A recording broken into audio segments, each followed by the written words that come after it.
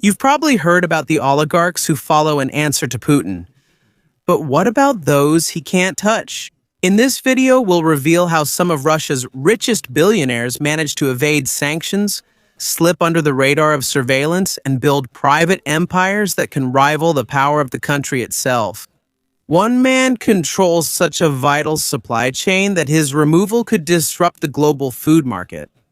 Watch until the end to find out how he escaped Putin's grip and changed the very rules of power in Russia. But before we start, if you're new to our channel, please don't forget to subscribe so you'll always be updated with videos like this. Dimitri Masipin, the phantom oligarch who outsmarted the Kremlin. Thank you for that.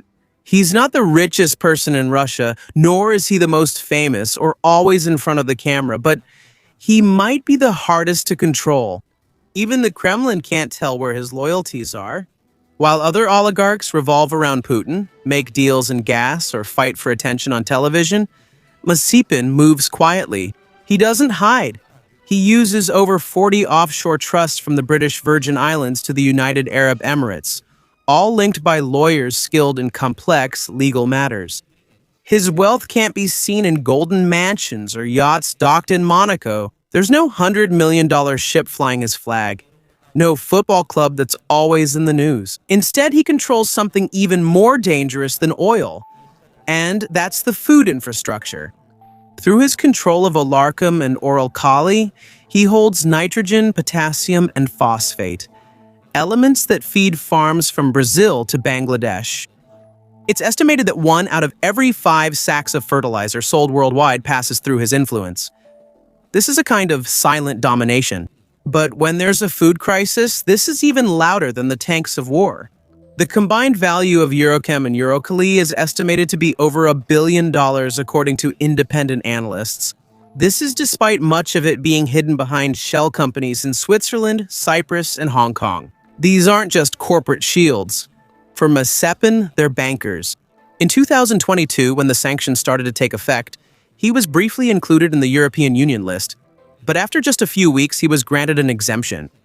And if you're asking why, it's because when a person can make wheat expensive in 6 countries, you don't sanction him, you talk to him. And Masipin knows that himself. That's the true genius of his empire. No titles, no properties under his name, no fingerprints on any transaction. Everything happens by his command. He skips Kremlin banquets because his influence isn't limited to Russia, it's worldwide. While others show off in the headlines, he maneuvers using pressure in the market. And while others show off their expensive watches, he observes the rise and fall of the world's entire harvest, based only on the movements of logistics. He isn't visible by chance. He chose invisibility as a strategy. He's the oligarch hidden within the code of the global food chain. Andrei Melnichenko and the Militarized superjet plan. There are men who buy yachts, but Andrei Melnichenko designed a warship disguised as a yacht. At first glance, the sailing yacht looks like a floating sculpture of glass and steel, 168 feet long, 8 stories high, and with masts taller than Big Ben. But beneath its dazzling appearance, there's a hidden purpose beyond luxury. It's not only the world's most expensive sailing yacht, valued at $500 million. It's a floating fortress engineered to disappear.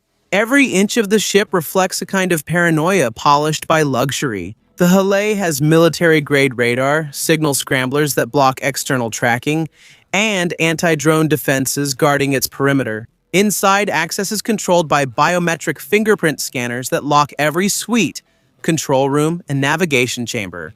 The glass is blast-resistant, and the walls are said to have radar absorption. Borrowed from the defense sector, not from the world of yachting. There's no casino, Instagrammable hot tub, or jet ski marina inside, that's the point. This ship was built as a sovereign zone, able to slip into international waters and disappear from satellites. And that's exactly what it did in 2022 when the European Union sanctions hit. While most oligarchs rushed to hide assets, Melnichenko's yacht was already gone. It left a port in Italy a few days before it could be frozen, cut off communication, and disappeared from global maritime databases. For weeks, no one could confirm its location. Some reports placed it in Turkey, while others said it never left the Red Sea. The real brilliance is not only in the escape, but in what the ship represents. Unlike palaces or private jets, Sailing Yacht A is a mobile fortress that moves assets, people, conversations, and strategy. It can move the entire command ecosystem off land with encrypted satellite uplink, onboard intelligence center, and enough fuel to cross oceans nonstop. This isn't about wealth, it's about independence. In a world where governments can freeze bank accounts and ground private jets, Melnichenko turned his wealth into a floating exception to the rules. This yacht wasn't built for the paparazzi or to be seen. It disappeared but kept its power. Because for the modern oligarch, safety isn't about what you show to the world, but about what you can take from it without leaving a trace. Aleksei Mordashov and corporate disappearance. When sanctions hit Russian billionaires, most reacted, and Aleksei Mordashov disappeared. But he didn't leave Moscow, nor did he board a plane. He disappeared on paper, in spreadsheets, legal filings, and documents scattered across 5 jurisdictions. And it wasn't just one person who disappeared.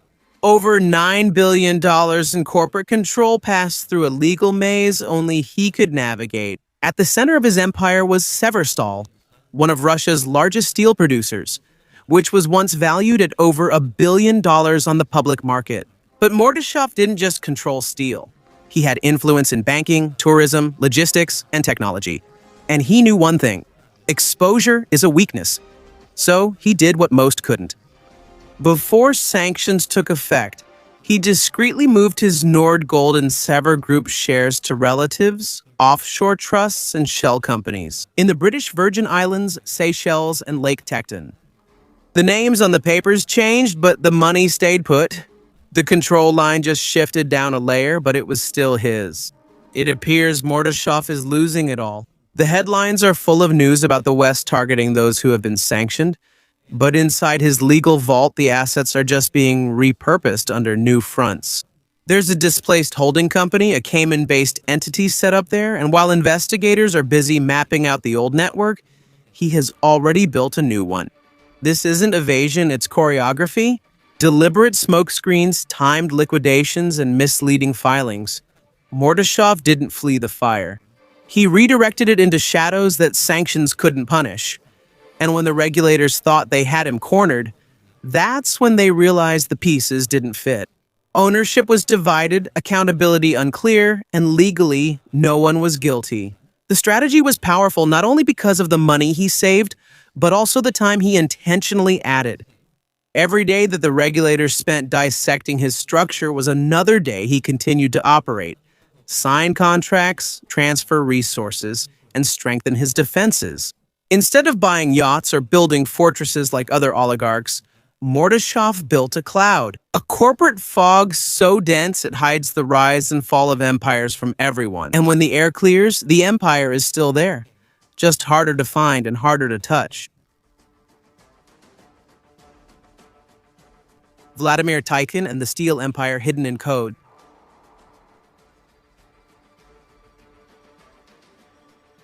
Most Russian oligarchs built their fortresses from cement, oil, or ships. Vladimir Ticin used data, or encrypted data. Unlike yachts or mansions, this empire doesn't shine, it vanishes. Ticin's wealth, which is estimated to be immense, was forged in steel through his company LMAK. He runs one of the biggest steel production and logistics networks in Russia, supplying everything from high-grade steel sheets for infrastructure to specialized alloys that quietly enter the country's defense manufacturing pipeline. But the real genius is not in what he does, but in how he hides it. Each layer of Ticin's empire is digitally protected. The logistics hubs operate inside Faraday-shielded control rooms, blocking wireless signals and preventing remote breaches. Communication between divisions passes through an air-gap system, networks that are physically separated from the internet. This architecture is typical in nuclear facilities or intelligence agencies. Even contracts and shaping manifests go through the blockchain, and distributed internal ledgers that are not connected to the databases of the Russian state. Data packets are triple encrypted, multi-authenticated, and sent via satellite uplink to Switzerland. This is more than security, it's industrial cloaking. While other oligarchs use private armies, Ticin relies on cyber infrastructure. His information technology division has ex-intelligence officers, cryptographers, and compliance attorneys. Their mission is invisibility, not defense, and it works. When the West started freezing assets and grounding private jets, Ticin's operations remained untouched. His supply chain didn't look Russian. On paper, it's one part of a decentralized trading network across Austria, Belgium, the United Arab Emirates, and Singapore. There are even clients who don't realize their sources are actually from Russian mills. But don't be mistaken. Russia is still the center and still holds the power. Its steel still supplies the civilian and defense sectors. They just make sure it passes through dozens of filters before anyone notices. It's not just about hiding wealth, it's about ensuring influence in the future. When your product builds cities, grills, and military equipment, and your data flows like a ghost, you don't need headlines. What you need is opacity, and that's exactly what built the steel empire coated in silence. Igor Sechin, Putin's enforcer with a fragile throne.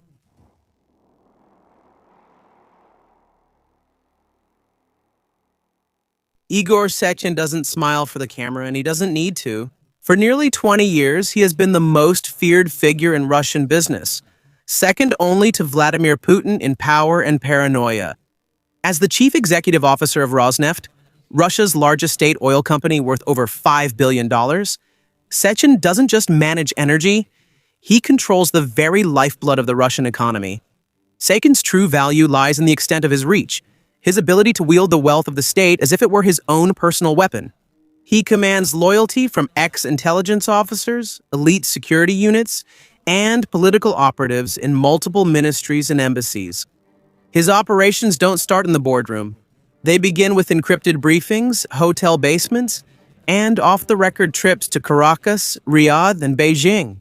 Under Sechin's leadership, Rosneft expanded into Venezuela, struck pipeline deals with China worth over $100 billion, and secured the Arctic drilling right that changed global oil logistics. But with every signature comes attention.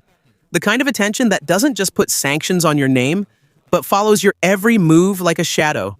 Sechin is more than a chief executive officer. He's also an operator. The kind of person who rewrites contracts and replaces ministers by morning.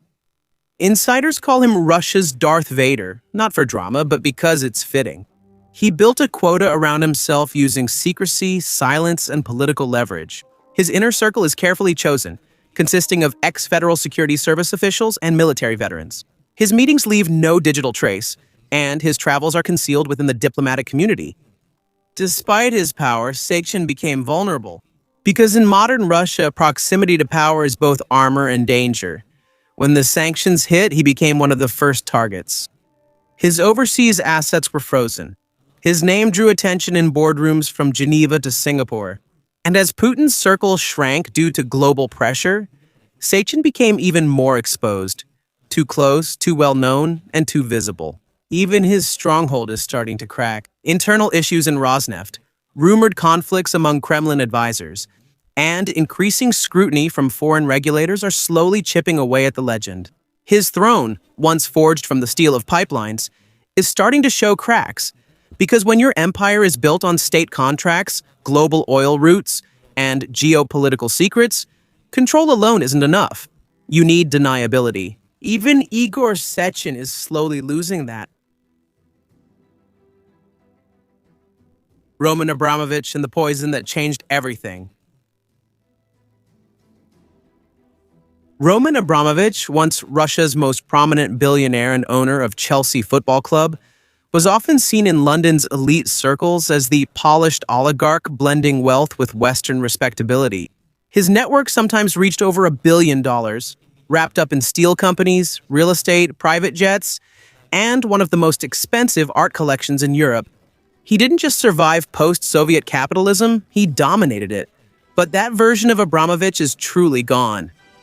In early 2022, while there were back-channel talks between Russia and Ukraine, Abramovich reportedly experienced symptoms consistent with poisoning. He didn't deny it, but it changed everything. Some things ended and he began to disappear, not physically, but strategically. The man who once sought the press now hides behind associates, diplomatic protection, and legal barriers more complex than offshore spreadsheets. Selling Chelsea Football Club was more than a business deal. It was a pressure release. He sold the crown jewel of his public persona for $0.25 billion and pledged the proceeds to humanitarian causes. It was about both politics and reputation. Meanwhile, behind the scenes, assets were being moved. His $700 million yacht, the Eclipse, suddenly disappeared from the radar. Properties in London, St. Barth, and the Côte d'Azur were discreetly transferred to relatives and foundations.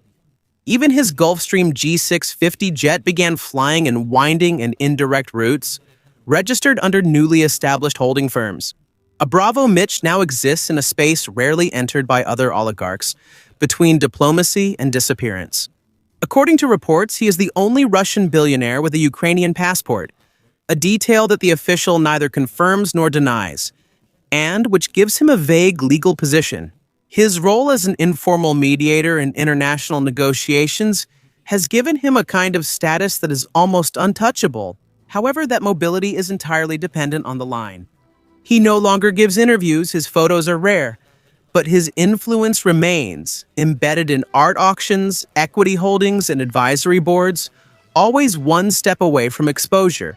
This isn't exile, it's transformation. Where others lost control, Abramovich became the very Enigma himself.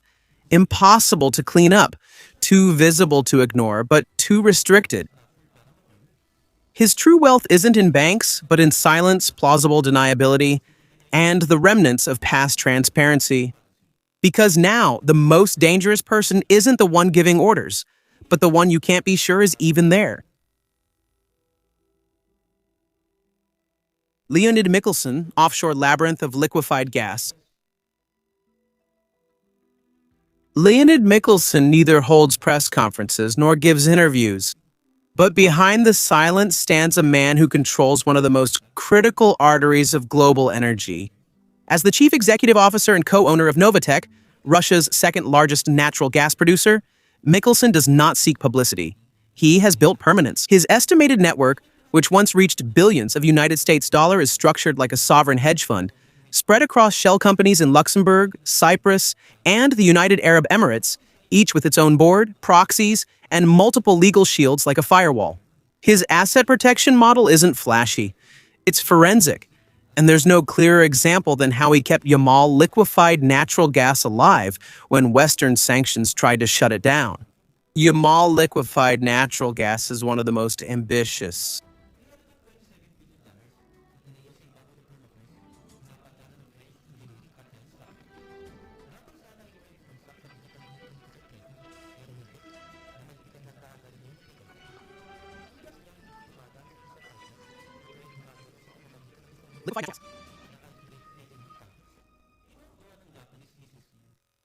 One of the most ambitious.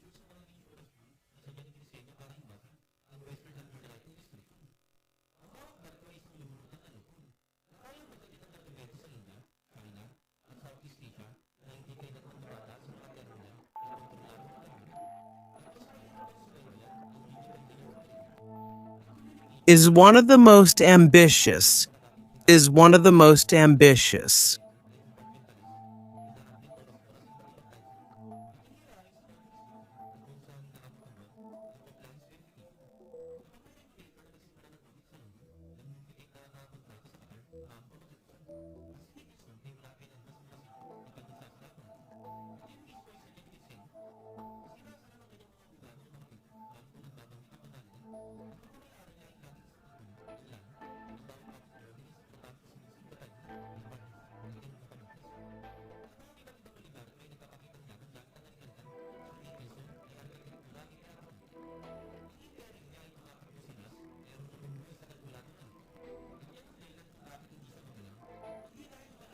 Is one of the most ambitious. Is one of our ambitions.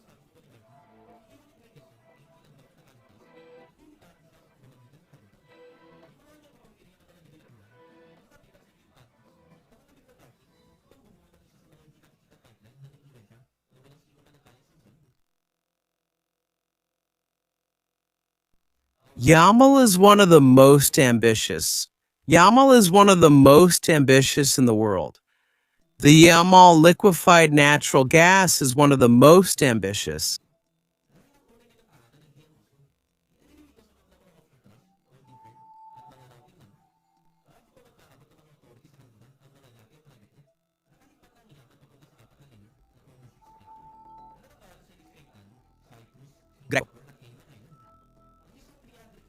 Ethiversal may be owned by 5 entities at different times in various countries. This is no longer simple hiding, it's now an architecture. This network isn't hidden because it was engineered. The most powerful oligarchs, Leonid Michelson, Dimitri Masipin, Aleksei Mordashov, do not rely on the protection of the Kremlin. They rely on legal arbitrage, moving assets faster than regulators can react. A case can take up to 3 years to catch up with a holding company that already changed its name last quarter. These webs keep growing. Real estate in London, tech startups in Dubai, equity firms in Geneva. They not only hid the wealth, but made it a franchise. They built machines that earn and protect capital even without direct control, almost like they're on autopilot. That's why it's nearly impossible to seize their power. It's not sitting in a palace, it's buried in thousands of contracts. Compliance teams protect them with even greater speed and agility than government regulators. You can sanction someone, but how do you freeze a structure built to vanish? Many of them haven't lived in Russia for a long time, and they don't need it. Their real estate isn't on any map. It exists between borders, in spaces untouched by laws. Russia has territory, but its billionaires have built a floating empire connected by code, contracts, and secrecy. It's a kind of empire that doesn't collapse. It just circles the world and takes different routes. From armed super yachts to offshore gas kingdoms, its billionaires are not just surviving Putin's regime. They avoid it by using encryption, legal loopholes, and global infrastructure to stay untouchable. Dimitri Masipin's invisibility, Melnichenko's militarized yacht, and Hadi Mordashov's corporate slight are not just stories of excess luxury. These are blueprints for power beyond the state. A post-national policy, Bawari. If this gave you a new perspective on the real power players in Russia, like the video and subscribe to our channel, and we'll see each other again in our next video.